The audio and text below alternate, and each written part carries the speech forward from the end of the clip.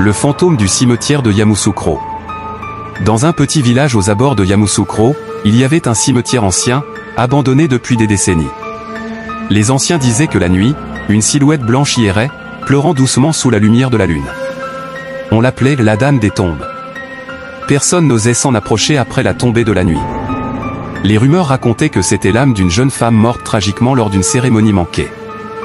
Depuis ce jour, son esprit cherchait désespérément la paix, mais sans jamais la trouver. Un soir, Kwasi, un jeune habitant du village, osa défier la peur.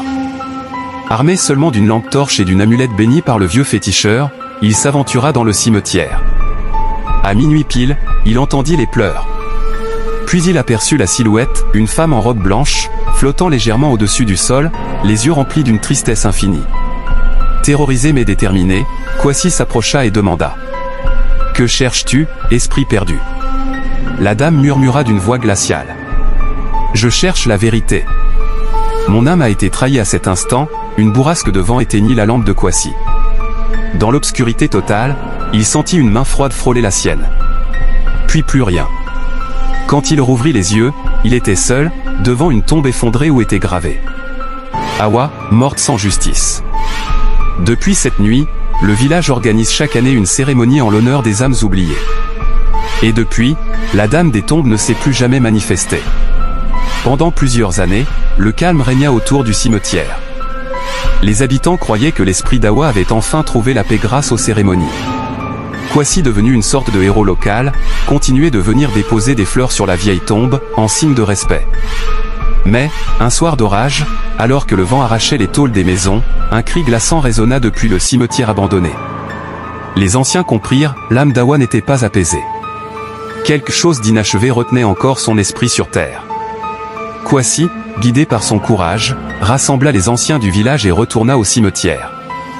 Là, en fouillant sous la terre meuble, ils découvrirent un coffret scellé. À l'intérieur, une lettre ancienne confessant un terrible secret. Awa avait été accusé à tort de sorcellerie par jalousie et son sacrifice avait été décidé en cachette par certains chefs du village.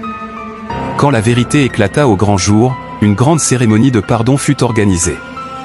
Cette fois, sincère et portée par tout le village, elle demandait pardon à Awa et la nuit suivante, pour la toute première fois, Kwasi vit Awa non plus en larmes, mais souriante.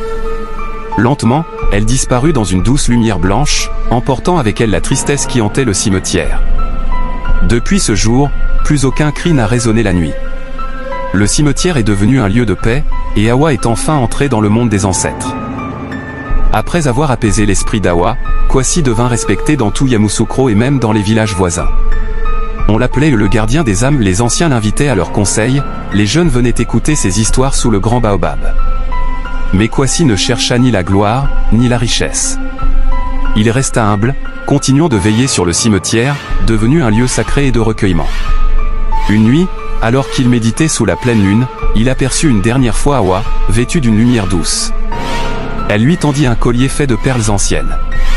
Sans parler, son regard lui disait : « Merci.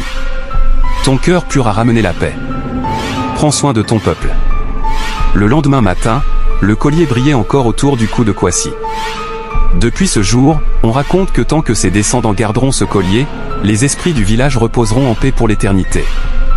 Et ainsi, le souvenir d'Awa et le courage de Kwasi restent